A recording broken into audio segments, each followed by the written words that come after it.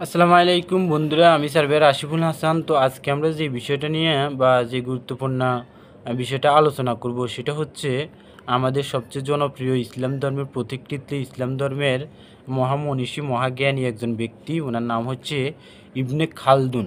তো ইবনে খালদুন সম্পর্কে আমরা কেউ জানি না, তবু আমরা অথেন্টিক সত্য একটা ওনার জীবনী তথ্য কার্যক্রম তুলে ধরবো। আশা করি আপনারা ভিডিওটা দেখবেন। তো মানব জাতির কল্যাণে আল্লাহ রাব্বুল আলামিন যুগে যুগে এ ধরাতে পাঠিয়েছেন অসংখ্য নবী রাসূল ও মনীষীদেরকে। যে কজন মুসলিম মনীষী মানুষের কল্যাণে বিজ্ঞান, দর্শন, চিকিৎসা, শিল্প, সাহিত্য, ইতিহাস প্রভৃতি বিষয়ে তাদের অমূল্য অবদানের জন্য আজ সমগ্র বিশ্বে অমর হয়ে আছেন।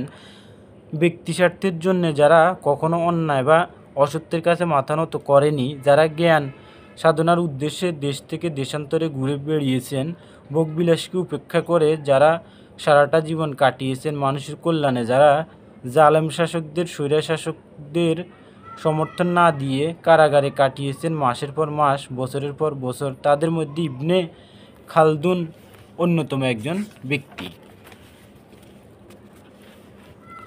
1322 খ্রিস্টাব্দে 27শে মে আফ্রিকার তিউনিসিয়ায় এক সম্ভ্রান্ত পরিবারে, মুসলিম পরিবারে তিনি জন্মগ্রহণ করেন। ইবনে খালদুনের পুরো নাম আবু জায়েদ ওয়ালি উদ্দিন ইবনে খালদুন। তার পিতার নাম মোহাম্মদ ইবনে খালদুন। খালদুন হচ্ছে বংশের উপাধি। তার পূর্বপুরুষগণ ইয়েমেন থেকে এসে তিউনিসিয়াতে বসতি স্থাপন করে। তার পিতামহ তিউনিসের সুলতানের মন্ত্রী ছিলেন। পিতা ছিলেন খুব জ্ঞান পিপাসু। বাল্যকাল থেকেই ইবনে খালদুন জ্ঞান সাধনায় মশগুল হন। তার মেধা ও স্মরণশক্তি ছিল বিস্ময়কর। মাত্র 15 বছর বয়সে তিনি পবিত্র কুরআনের তাফসির শিক্ষা শেষ করেন। দর্শন, রাজনীতি, অর্থনীতি, সমাজবিজ্ঞান, ইতিহাস প্রভৃতি বিষয়ে জ্ঞান সাধনার প্রতি ছিল তার প্রবল আগ্রহ। যে কোনো বিষয়ে কোনো বই পেলেই তা তিনি পড়ে শেষ করে ফেলতেন। ফলে অল্প বয়সে তিনি বিভিন্ন বিষয়ে গভীর জ্ঞান লাভ করেন। জ্ঞান সাধনায় মত্ত এ মনীষী জীবনের এ গুরুত্বপূর্ণ সময় নেমে আসে এক ভয়ানক দুর্যোগ।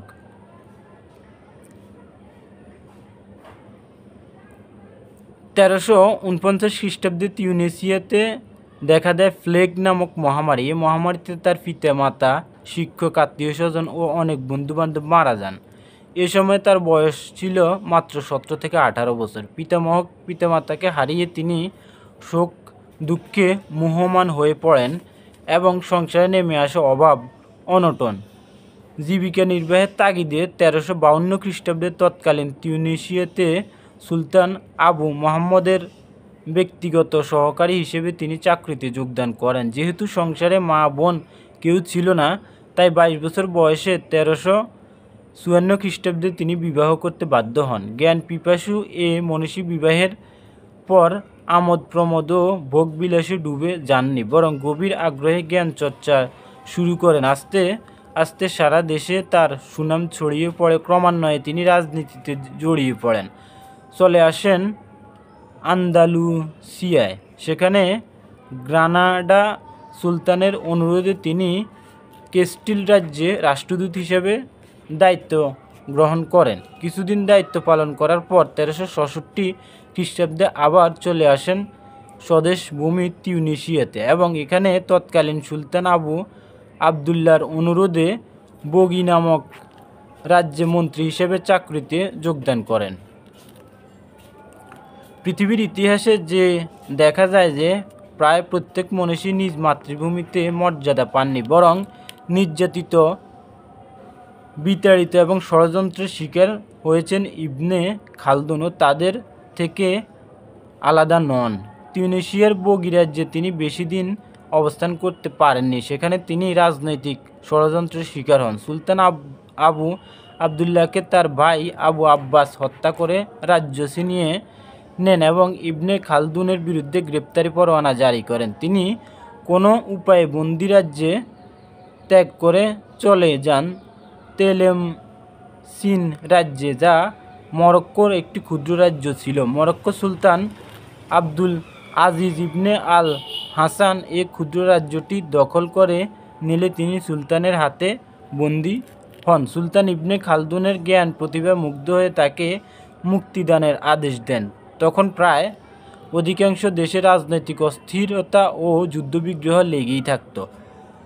আন্দালুসিয়ার সুলতান কর্তৃক মরক্কো দখল হলে ইবনে খালদুন পুনরায় গ্রেপ্তার হন এবং আনুমানিক 1376 খ্রিস্টাব্দে তিনি মুক্তি লাভ করেন। মুক্তি পেয়ে রাজনৈতিক আশ্রয়ে তিনি চলে আসেন আন্দালুসিয়ায় এবং জ্ঞান সাধনা ও ইতিহাস রচনায় মনোনিবেশ করেন। কিন্তু এখানেও তিনি শান্তি ও নিরাপত্তা পেলেন না। জালেম, নিষ্ঠুর ও ক্ষমতা লিপ্সু শাসকদের ষড়যন্ত্রের কারণে তাকে ঘুরে বেড়াতে হয়েছে দেশ থেকে দেশান্তরে, পোহাতে হয়েছে অনেক দুর্ভাগ্য। এ সময় আন্দালুসিয়ায় সুলতান ছিলেন আল আহমার।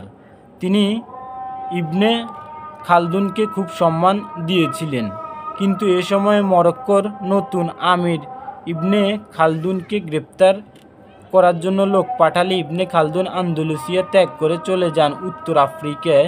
সে সময় উত্তর আফ্রিকায় ইবনে খালদুনের খুব প্রভাব ও সুখ্যাতি ছিল। তিনি ছিলেন এক অসাধারণ ব্যক্তিত্ব, যিনি দুঃখ কষ্টকে বরণ করে নিয়েছেন, কিন্তু সত্য ও ন্যায়কে প্রকাশ করতে কাউকে ভয় করতেন না। তখন তেলেমসিনের আমির আবু হামুর এর মন্ত্রী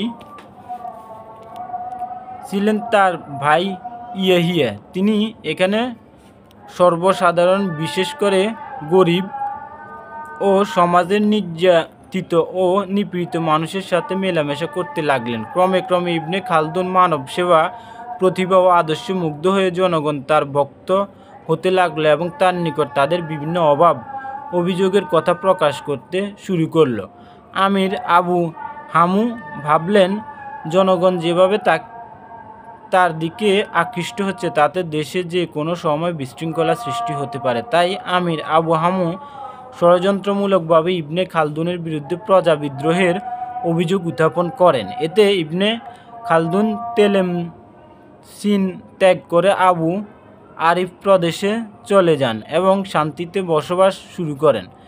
এখানেই তিনি আমির মুহাম্মদ ইবনে আরিফের দেওয়া নিরাপত্তা ও সহযোগিতা বিশ্ববিখ্যাত কিতাব আল মোকাদ্দিমা রচনা করেন। এই কিতাবের মাধ্যমে তিনি সর্বশ্রেষ্ঠ সমাজবিজ্ঞানী, ঐতিহাসিক ও দার্শনিক হিসেবে সুখ্যাতি লাভ করেন। আল মুকাদ্দিমায় তিনি যে মৌলিক চিন্তাধারার পরিচয় দিয়েছেন তা পৃথিবীতে আজও বিরল। তিনি সুস্পষ্ট ভাষায় বলেছেন যে ঐতিহাসিক বিবরণ ও ঘটনাপঞ্জি লিপিবদ্ধ করাই ঐতিহাসিকের কাজ নয়, বরং জাতির উত্থান পতনের কারণগুলোকে বিশ্লেষণ করতে হবে। তিনি আল মুকাদ্দিমা গ্রন্থে জাতিসমূহের উত্থান পতনের কারণগুলো সুন্দরভাবে ব্যাখ্যা করেছেন। 1380 খ্রিস্টাব্দে তিনি মাতৃভূমি তিউনিসে পুনরায় ফিরে আসেন, কিন্তু মাতৃভূমির জনগণ তাকে সম্মান দেননি। অবশেষে 1382 খ্রিস্টাব্দে চলে যান মিশরে। সেখানে তিনি আল আজহার বিশ্ববিদ্যালয়ের অধ্যাপক হিসেবে নিযুক্ত হন এবং পরবর্তীতে মিশরের সুলতান তাকে প্রধান বিচারপতি পদে নিযুক্ত করেন। মিশরের কায়রোতে তিনি প্রায় 24 বছর কাটিয়েছিলেন। এখানেই তিনি আত-তারিক নামক আত্মচরিত্র গ্রন্থ রচনা করেন। তিনি সমাজবিজ্ঞান ও বিবর্তনবাদ সম্পর্কে অনেক নতুন নতুন তথ্য আবিষ্কার করেন। বিবর্তনবাদের নতুন তথ্য ইবনে খালদুন নই সর্বপ্রথম উদ্ভাবন করেছিলেন। ইতিহাস সম্পর্কে তার লেখা কিতাব আল ইবর বিশ্বের প্রথম এবং সর্ববৃহৎ ইতিহাস গ্রন্থ। ইবনে খালদুনের বিভিন্ন রচনাবলী ইউরোপের বিভিন্ন ভাষায় অনুদিত হবার পর সমগ্র বিশ্বে তার সুখ্যাতি ছড়িয়ে পড়ে। উল্লেখ্য যে এমন এক সময় ছিল যখন মুসলিম জাতি জ্ঞান, বিজ্ঞান, শিল্প ও সাহিত্য পৃথিবীতে শ্রেষ্ঠত্বের আসনে অধিষ্ঠিত ছিল। পরবর্তীতে ইউরোপের লোকের মুসলিম মনীষীদের জ্ঞান, বিজ্ঞান ও শিল্প সাহিত্যকে চর্চা করে ক্রমান্বয়ে আজ উন্নতির শিখরে উঠেছে। কিন্তু মুসলিম জাতি তাদের পূর্বপুরুষদের সুবিশাল জ্ঞানভাণ্ডারকে উপেক্ষা করায় আজ বিশ্বের বুকে অশিক্ষা, দরিদ্র, পরমুখাপেক্ষী জাতি হিসেবে পরিণত হয়েছে। 1400 খ্রিস্টাব্দে দিগ্বিজয়ী বাদশাহ তৈমুর সিরিয়া আক্রমণ করেন এবং মিশর অভিযানের প্রস্তুতি নেন। ঠিক এ সময় ইবনে খালদুন মিশরের সুলতানের অনুরোধে একটি শান্তি চুক্তির প্রস্তাব নিয়ে বাদশাহ তৈমুরের দরবারে উপস্থিত হন।